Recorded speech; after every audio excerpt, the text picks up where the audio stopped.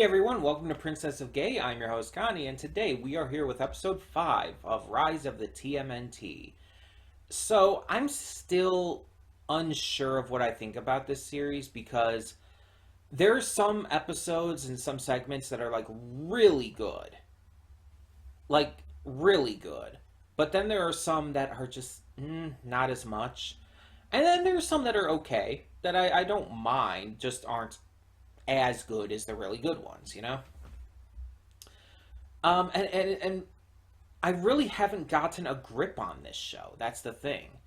It's like with some shows by this point, it's like, okay, I kind of get the vibe it's laying down. This one, I don't. Like, like I get the tone of the show, but I don't understand where it's going at all. It's like, yeah, I've only seen 4 episodes and everything, but I feel like I just don't understand what they're going to be doing with this. Like with some shows, it's like you can tell, like, oh, okay, so this show is going to be slice of lifey by this point, but then after a certain amount of episodes, you're going to obviously start bringing in and drip feeding in the more impressive, exciting, and important story beats that really start to lead into where this series is going to go down the line. You see that with Amphibia, you see that with Owl House, and it's like I have no fucking idea what this show's going to do. Like I don't get the feeling that it's going to inject in a like, a big like serious story like that. It doesn't give me those vibes. But at the same time, it's like I don't know what it's trying to tell me. I just don't know. Like it's so hard to say, and I'm just so conflicted on it because there are some, like I said, there are some episodes I just am not a fan of so far. But then there are others that I really genuinely loved, that I thought were fantastic. And I guess we just have to continue to see where this goes. That's the only thing we can do. Um, and hopefully it does end up starting to show more of like what it can really be. I don't know when. Like I know there are some double length episodes. I just don't know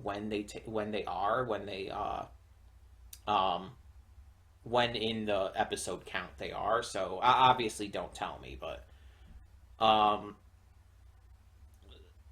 I'm just wondering like how that would tie into, introducing a bigger story because we honestly need one. We need, again, not like all of it right away. Drip feed it. Drip feed it to us. Drip feed little hints of things in the background and all. Um, just anything at this point. I don't know. Like we haven't had really anything about the Foot Clan, have we? So, or maybe they might have been mentioned once. But like drip feed us a couple more things about that. Even if just like in a background shot showing like the Foot Clan symbol. Like that would be cool. That would be a little hint of something to come. But make it like noticeable enough to where it's like, oh yeah, we'd be able to see it without having to necessarily look for it. So it's like, oh yeah, it's obviously a hint of what's to come.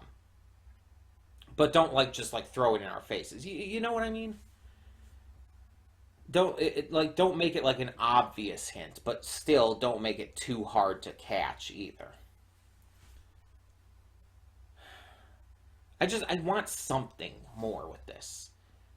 And I don't know when we're going to get it. And I'm hoping that at least the episodes we continue to get and the segments we continue to get are good. I want to see more of the good shit at least. Honestly, excuse me. Honestly, that's the best I can hope for right now. Because who knows when when and if they'll start doing anything more seriously. Um, I assume the finale will be more serious, the finale of the season, but I don't know. We have to get to that point. I'm hoping more than just that gets more serious, you know? I guess we'll find out. I guess we'll see. So, let's just get this started and hope for the best. When the screen fades to black, pause this redirect and go to the description below. Follow the link to the reaction, and after you watch it, come back here to the redirect and resume play. Excuse me. Because after it fades black and it fades back in, everything from that point forward will be my afterthoughts and will contain spoilers to the episode. So, that being said, thank you so much for tuning in, and I will see you at the reaction. And we are back, and we'll begin with spoilers in 3, 2, 1, now. You know, it always surprises me every time when I see a cartoon that is clearly aimed at a family audience. When I see a cartoon that actively shows a female character be very, like,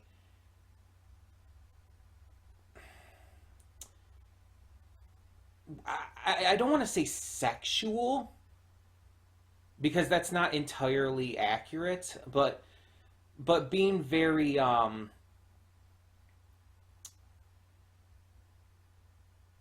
flirty is not the right word either. I can't think of a good word because I can't even say promiscuous works, but you know what I mean. Like, it was the same thing with Lord Dominator in Wander Over Yonder. Like you see her intro song and everything, and it's like, Jesus, girl, those hips. Um, it's like she is like flaunting herself, and you see that in here too. It's like, even though it's like a cockroach in a mascot costume, it's like the costume, the Atomic Blast costume. One, I don't know if it is just the costume or if it's partially the cockroach it's herself, but Jesus, she was thick. Like, they're literally shots when they're doing the dance off where she's pelvic thrusting, and then at one point she whips her ass towards towards, is it Leo or Donnie? Let me check real quick. She whips her ass. It's towards Leo. Okay, and it like sends like this wave of like energy or something towards him, and it's like, the fuck. This is a family show, right? Because it's like that got pretty, like, specifically the dancing with her more so than anyone else. It's just like they made her very sexy, not a sexual, but sexy, I guess is just the best way I can think of to put it. It's like needlessly so. It's like, okay, if you want to make the mascot costume design thick, it's like fine, whatever. But the specific dancing style, it's like, again, the pelvic thrusts, whipping her ass out, and it's like, Jesus fuck, what the hell? Not that I'm necessarily complaining, it's just I'm confused how they got away with this. Though I'm still confused that like a family show got away with, like, again, Lord Dominator being as fucking sexy as she was during that song. Because Jesus, those hips were not lying, that's for sure. Um, it's like I've seen animated series that have had sexy characters and all. And that's usually just from a subjective viewpoint. It's like, oh, you find this character attractive. But it's like, whenever a family show or like a cartoon that's made for like families or kids shows a character being sexy, it's like, I'm surprised they were able to get away with this. I'm not complaining because honestly, I don't think kids care. I don't think a kid will look at this and see it like that way or like have a sexual awakening from that or anything. No, I don't think so at all. I think they'll just like, oh, this character's doing funny moves. I think that's more how they'll view it. It's like, oh, haha, she stuck her butt out. It's like that's probably more what they would think. But it's like the adults watching are going to be like, what is happening right now? It's like that's a lot. Okay, let's go with that. So I don't understand. Um, but this there was some Splinter focus in this episode, both segments. The first segment obviously doing more, dealing more with him as he teams up with the returning Meat Sweats, which just the way I said that was kind of funny. Just because he doesn't want to be caught in the fact that he stole their turtle tank, which was made from that old Jupiter Gym vehicle they had before. So we're getting continuity, which is pretty cool to see. Not like any major storyline stuff, but continuity nonetheless. Um, and so, I mean, there's continuity with Meat Sweats just being back too, to be fair. Um, so yeah, it's basically a chase around the city and a small fight with Meat Sweats. It's it's an okay episode. It's like I don't have anything wrong with it. It's just okay. My only like real issue with it is just kind of the issue I've had with in the entire series so far. I'm just not a fan of how they're characterizing Splinter. Hopefully this changes. Hopefully he gets better, but I'm really not a fan of this like overly goofy, ridiculous, lazy, troublemaking Splinter. It's like it's just I don't think it works. I can't take it seriously. Like have the turtles be like that, fine, yeah, sure, that's great. But having Splinter be like that, just I don't know. I don't get it. I just I don't get it. It makes no sense to me, and it just I don't feel like it works. Um, so that's really my only issue with the episode. But again, that's more of an issue with the series so far. Um, and then we have the second segment, which is definitely the better one. Um, so Raph is out in the daylight for the first time. Normally they go out at night, but he's out in the daylight in the hippo costume, some more continuity, and he's trying to get a gift for Splinter and everything. They want to get him a new robe because his old robe is in just terrible condition, and it grosses them out seeing his legs and seeing him do jumping jacks in that terrible condition robe. So yeah. However, he ends up getting pickpocketed. Um, Very clearly, it's we clearly know who did it. But then they end up getting into a dance battle, and which kind of also is a regular battle with these mascots. One of which Donnie is a huge fan of, the character Atomic Class. And so they have this dance battle, which is also a regular battle, and it's revealed that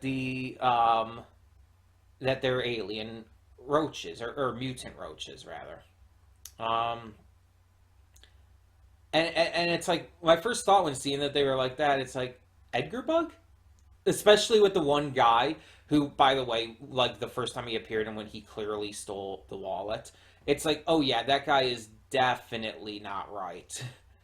Um, but especially because he was wearing a human suit and everything, it's like, okay, this makes me think of Edgar Bug. If you don't know, that's villain from the first Men in Black movie, played by Vincent D'Onofrio. Probably mispronounced his name there. I apologize. But yeah, um,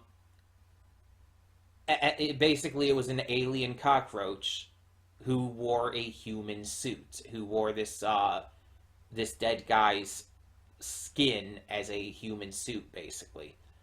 And it was like, it just made me think of that instantly. Um, but again, it's like just the dance moves. It's like most of them were fine, but when Atomic Lass was dancing, it's like, how did they get away with this? It's so sexy. It's like, it's so needlessly sexy. They didn't need to do that. Jesus. Oh my gosh. But they end up defeating the cockroaches. They get their money back, and apparently the cockroaches were pickpocketing and stealing from a lot of people.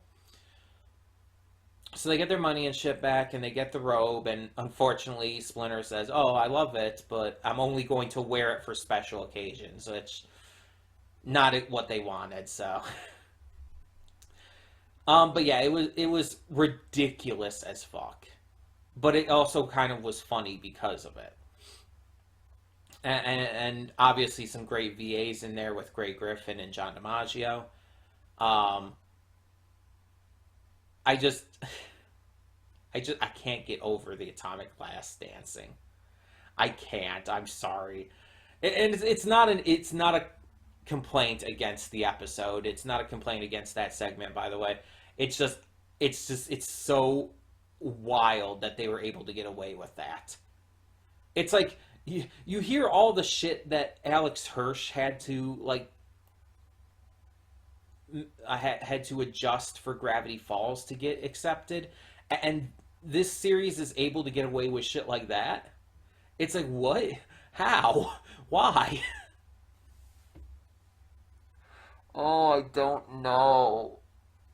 I can't wait to see Nani no Anime's reaction to this. I've been watching their reactions along with as I've been watching through the series. So it's like, okay, I watched episode 4 last time. I reacted to that, and then I watched their reaction to episode 4, and so now I'm gonna see their reaction to episode 5. I'm really interested to see if they have anything to say about that. Because Jesus, that was a lot. Um, but tell me in the comments below, what did you think of this episode of Rise of the TMNT? And for now, I'm Connie and I'm signing off. See y'all next time.